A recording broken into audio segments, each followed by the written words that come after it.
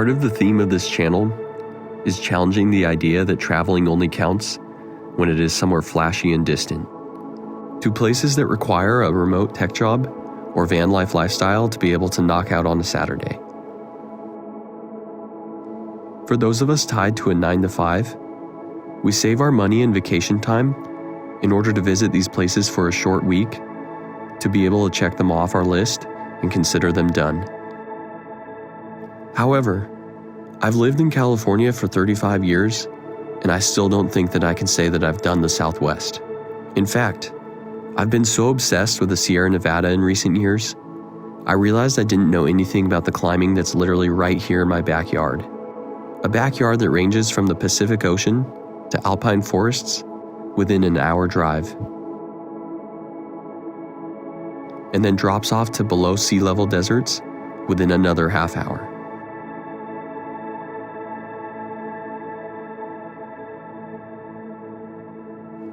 With such a dynamic environment so close to home, I knew there had to be some interesting climbing objectives just waiting to be explored. So come along and join me as I explore this hidden patch of my home.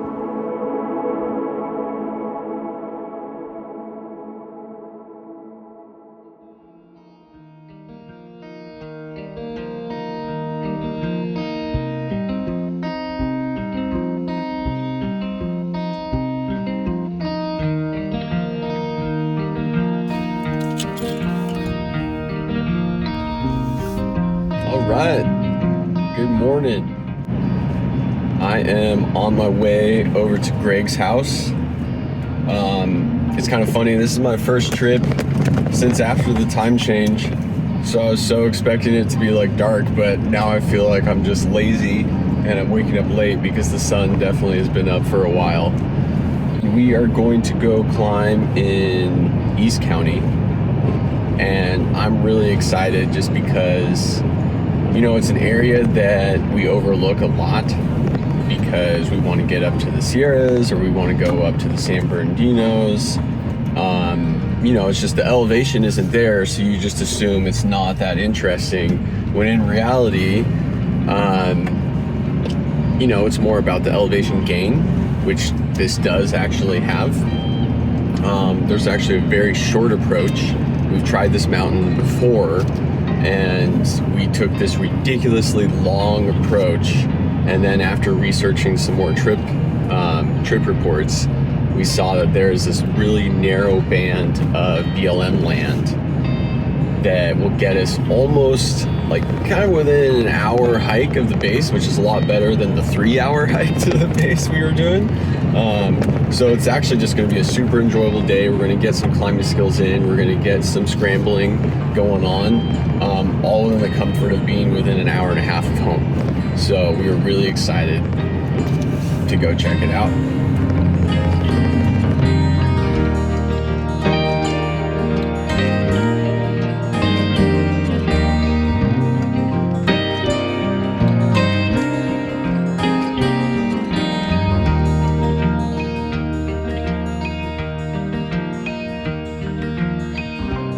As I mentioned, we had tried this peak before, but a freak snowstorm had made all our routes up inaccessible, and we realized we had way underestimated this local peak. After tirelessly trying to find a way, we gave up and turned around.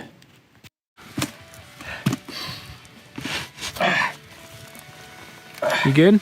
Yeah. Nice. There you go. See, that's down climbable. Yeah, just above that is... It's like, as soon as you get there in that crack, it's this big palm, which I know lowering yourself off over is not gonna be... Yeah, it won't be too good. Because of that past failure, I was extremely excited to take this one off of my shit list and put it onto my hit list. Are you stoked, Greg? I'm stoked. Dude, I'm so excited to be out. Thanks for driving. For sure. We're gonna get to the top. No big deal.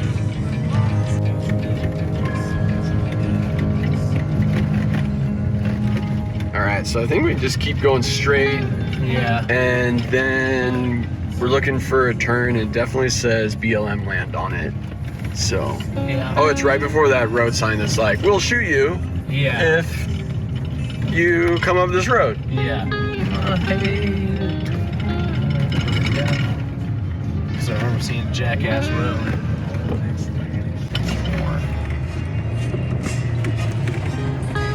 You have overlanding experience, right? So They're good. woo!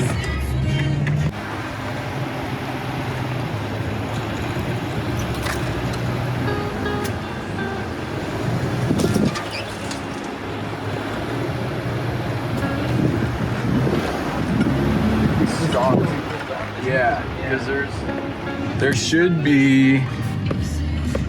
Yeah, that's where it gets a little above us. All right.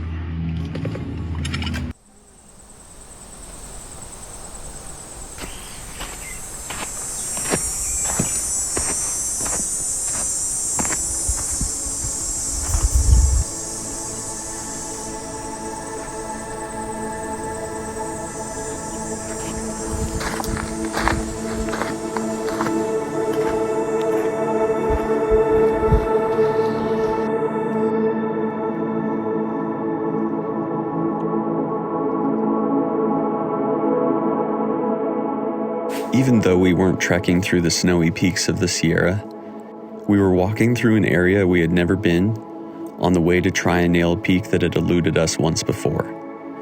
It didn't matter that we were an hour from home. We were having no trouble finding some adventure and a beautiful landscape for its setting.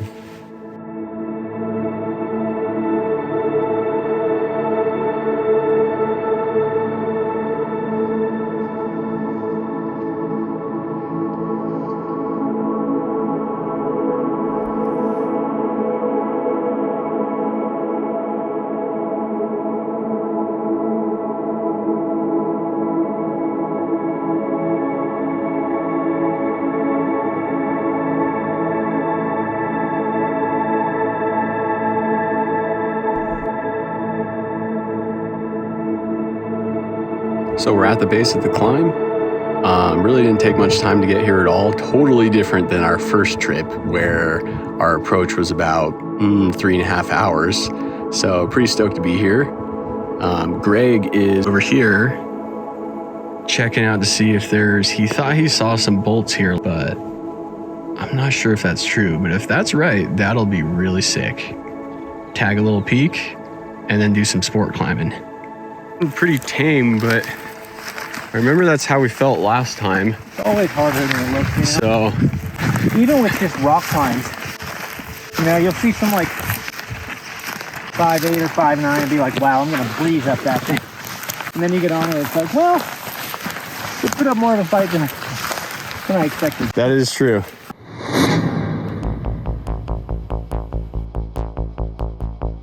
Greg was right. As we started to make some headway, our confidence was replaced by reservation once we got a closer look at our old foe. Yeah, I'm definitely down to take the most conservative approach. Because already you're looking at those walls.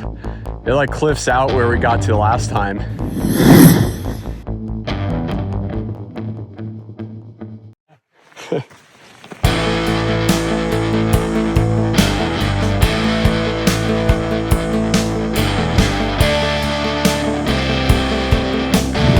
Might be a little premature, but I'm gonna switch to my climbing shoes. So we're now getting on the little slabby slabs.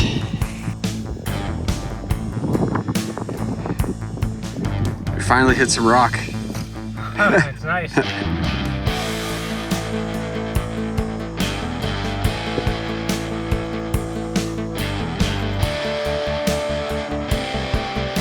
A little bushwhacking? Yeah. Woo! Just a minor amount of bushwhacking. Nice. Oh.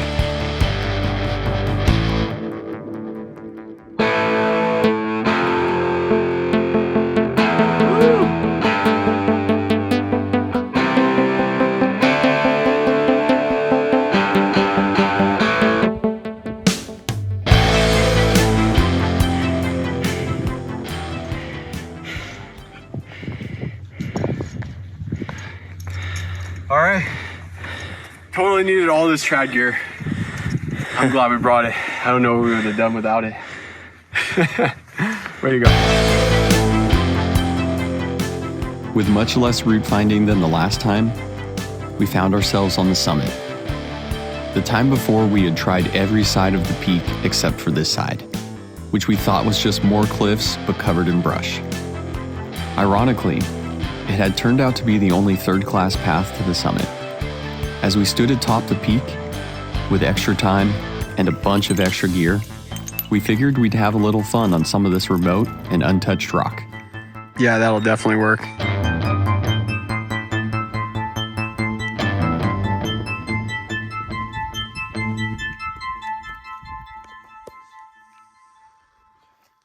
Thing's clove hitched. Rope.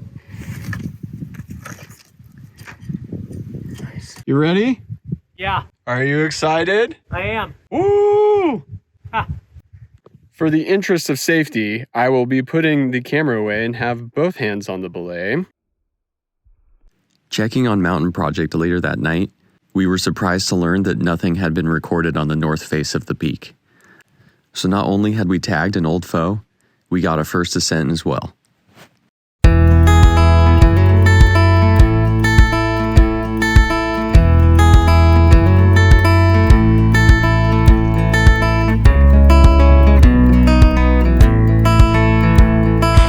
These are yours. Thank you, sir.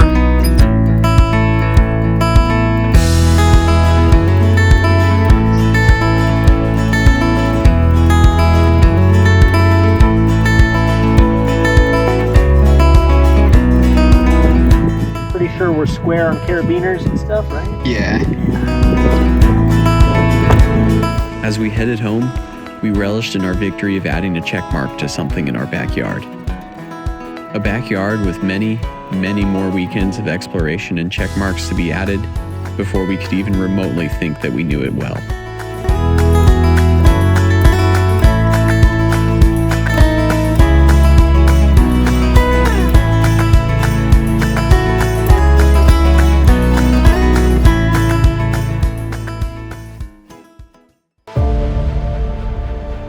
I hope you enjoyed this adventure. It takes a lot of effort planning these trips, then making sure to film, all while trying to also live in the moment. If you've enjoyed this film and want to support me, it helps a lot to subscribe and share on any social media platform you use. Additionally, if you want to support the channel and bring the adventure home with you, I've recently opened an online store where you can purchase still images from almost all my past movies in canvas, print, metallic, or acrylic. Just click into the video description below and look for the link that says Canvas Prints. That's it for this time. I hope you come back and join me on the next journey.